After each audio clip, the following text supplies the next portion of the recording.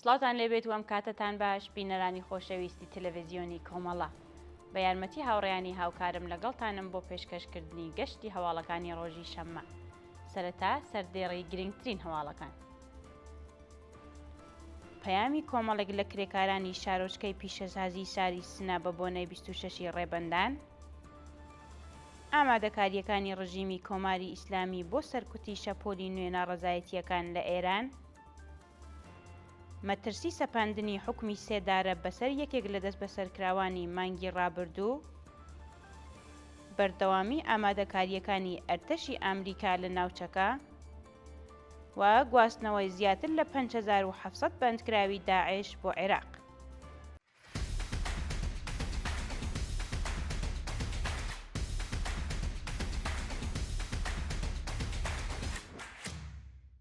پەیامی کۆمەڵێک لە کرێکارانی شارۆچکەی پیشەسازی شاری سنا بە بۆنەی 26 ڕێبەندان. ڕۆژی ڕابردوو کۆمەڵێک لە لایەنگەران، کرێکاران و دۆستانی کۆمەڵە لە شارۆچکەی پیشەسازیەکانی 1 و 2 3 شاری سنا بە بۆنەی 26 ڕێبەندان ڕۆژی پێشمەرگەی کۆمەڵە پەیامیکیان بڵاو کردەوە. دەقی پەیامەکە بەم شێوەیە: ئێمە کۆمەڵێک لە هاوڕێیانی کۆمەڵە و حیزبی کۆمۆنیستی ئێران و هاوڕێیانی تەشکیلاتی ناوخۆ پەیمان نوێ دەکەینەوە کە تا دوایین هەناسەمان پابەندی ڕێباز و ئامانجەکانی کۆمەڵە و حیزبی کۆمۆنیستی ئێران بین و لە کۆتاییدا نزیک بوونەوەی ڕۆژی پێشمەرگەی کۆمەڵە پیرۆزبایی ئەکەین لە هەموو هاوڕێیانی کومەیتەی ناوەندی، کادر و پێشمەرگەکان و تەشکیلاتی دەرەوەی وڵات. دەست بەسەرکرانی هاوڵاتیکی خەڵکی شاری بۆکان. شەوی پێنجشەممە 23 ڕێبەندانی 1404 هەتاوی هاوڵاتیکی خەڵکی شاری بۆکان لەلایەن هێزە ئەمنیەکانی ڕژیمەوە دەست بەسەر و ڕەوانەی شوێنێکی نادیار کراوە. بەپێی هەواڵی گەیشت و هێزەکانی یەکگانوێژەی ڕژیمی کۆماری ئیسلامی شەوی پێنجشەممە بە چەندین کەرەستەی تایبەتی سەربازیەوە هێرشیان کردووەتە سەر ماڵی ئەو هاوڵاتیە بە ناوی پەرویز بەنگینی و بەبێ بەڵگەی قەزایی و هەروەها بە ئەو پەڕی تند و تیژیەوە دەست بەسەریان کردووە. شایانی باسە کە تا کاتی داڕشتنی ئەم هەواڵە سەبارەت بە هۆکاری دەست بەسەرکران و ئەو تۆمەتانەی خراونە چەپاڵی زانیاریەک لە بەردەستانیە. بەردەوامی دەست بەسەرکران و ناڕوونی چارەنووسی دوو شارومەندی دەست بەسەرکراو لە کوردستان. لە ڕۆژانی ڕابردوودا دوو هاوڵاتی خەڵکی شارەکانی بۆکان و بەدرا لەلایەن هێزەکانی ڕژیمەوە دەست بەسەر و هێشتا چارەنووسیان دیار نییە.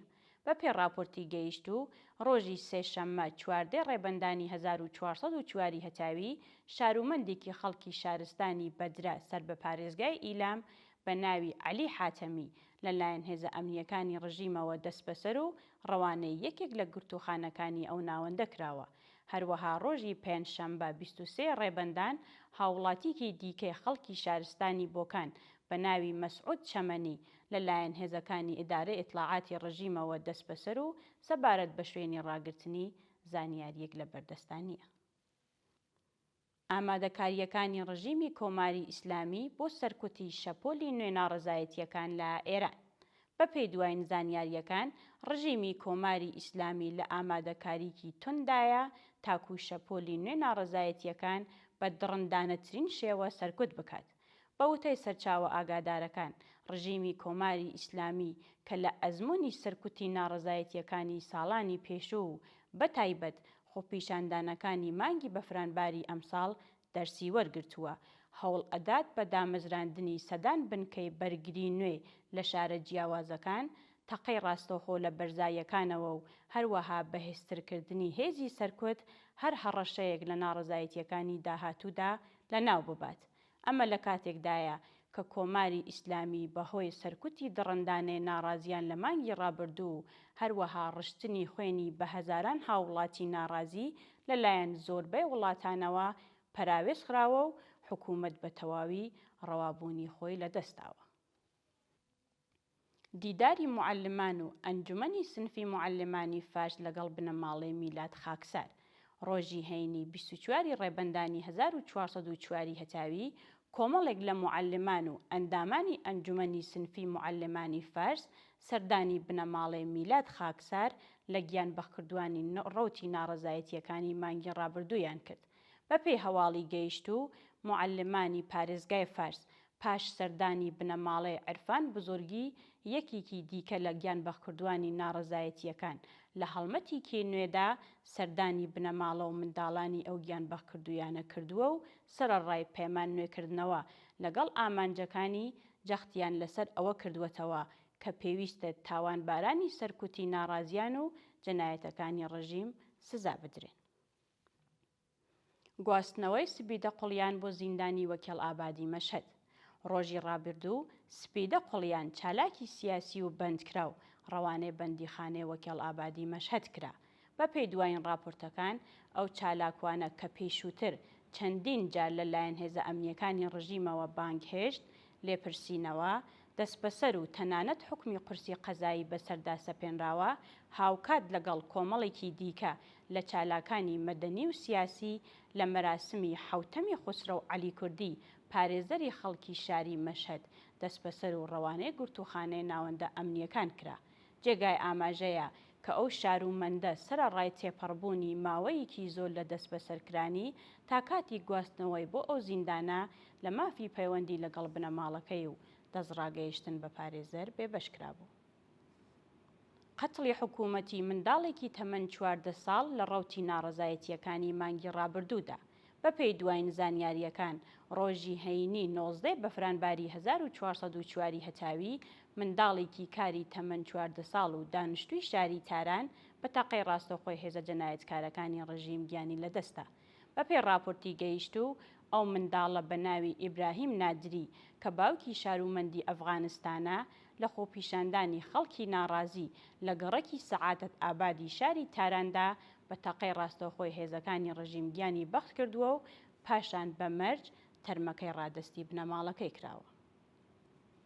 مەترسی سەپاندنی حکمی سێدارە بەسەر یەکێک لە دەست بەسەرکراوانی مانگی ڕابردوو. بەپێی راپۆرتی گەیشت و یەکێک لە دەست بەسەرکراوانی ناڕەزایەتیەکانی مانگی ڕابردوو مەترسی سەپاندنی حکمی سێدارەی لەسرە. بە وتەی سەرچاوەکانی هەواڵ ئەو هاوڵاتیە بە ناوی حەمید ڕەزا وەتەنی تەمەن 65 ساڵ خەڵکی فیرۆزکۆ و چالاکی مافی منداڵان شەوی هەینی 19 مانگی ڕابردوو لەلایەن هێزە سەرکوتگەرەکانی ڕژیمەوە بەو پەڕی تند و تیژیەوە دەست بەسەر و ڕەوانەی یەکێک لە گورتوخانەکانی ناوەندە ئەمنیەکان کراوە. جێگای ئاماژەیە کە ئەو هاوڵاتیە بە مەبەستی وەرگرتنی دانپێدانانی زۆرەملێ لەلایەن هێزەکانی ڕژیمەوە ئەشکەنجە و ئازارێکی زۆر دراوە و دۆخی تەندروستی ناجێگیرە. بەردەوامی ئامادەکاریەکانی ئەرتەشی ئەمریکا لە ناوچەکە. بەپێی دوایین زانیاریەکان ئەمریکا لە بەردەوامی ئامادەکاریەکانی لە ناوچەکەدا گەورەترین کەشتی فڕۆکەی هەڵگری ڕەوانەی ئاوەکانی کەنداوی فارس کردووە. راپۆرتەکان ئاماژە بەوە دەکەن کە کەشتی فڕۆکەی هەڵگری جێرالد ئاردفۆرد کە گەورەترین و پێشکەوتووترین کەشتی فڕۆکە هەڵگری ئەرتەشی دەریای ئەمریکایە ڕەوانەی کەنداوی فارس کراوە. ئەمە لە کاتێکدایە کە دۆناڵد ترامپ سەرۆککۆماری ئەمریکا لە ڕۆژانی ڕابردوودا سەبارەت بە دانوستانەکانی لەگەڵ کۆماری ئیسلامی ڕایگەیاندووە کە پێویستە دانوستانەکان زۆر نەخایەنێت و لە ماوەیەکی کەمتر لە 1 مانگدا کۆتایی پێبێت. دوا هەواڵمان سەبارەتە بە گواستنەوەی زیاتر لە 5700 بەندکراوی داعش بۆ عێراق. بەپێی دوایین هەواڵەکان پرۆسەی گواستنەوەی بەندکراوانی داعشی ڕاگیرە و لە زیندانەکانی سووریا کۆتایی هاتوو زیاتر لە 5700 زیندانی ڕەوانەی عێراق کراون. بەپێی راپۆرتی گەیشت و ئەو پرۆسەیە کە بۆ ماوەی زیاتر لە 23 ڕۆژە پاش دەستپێکردنی هێرشی چەکدارانی سەر بە حکوومەتی کاتی سووریا بۆ سەر ناوچەکانی ئیدارەی خۆبەڕێوەبەری باکوور و ڕۆژهەڵاتی سووریا دەستی پێکردبوو. ڕۆژی هەینی 24 ڕێبەندان پاش گواستنەوەی ئەو ژمارە لە زیندانیان کۆتایی پێهات. ئەمە لە کاتێکدایە کە کۆمەڵێکی زۆر لە زیندانیانی ڕاگیرا و لە سووریا پاش هێرشی هێزەکانی حکوومەت و ئەرتەشی ئاسمانی ڕژیمی تورکیا بۆ سەر زیندانیان هەڵهاتوون و مەترسی سەرهەڵدانەوەی شانە نووستووەکانی داعش لە ئارادایە. بینەرانی عەزیز و خۆشەویست، هەواڵەکانتان پێشکەش کرا. کات و ساتێکی خۆش بۆ هەموو لایەکتان.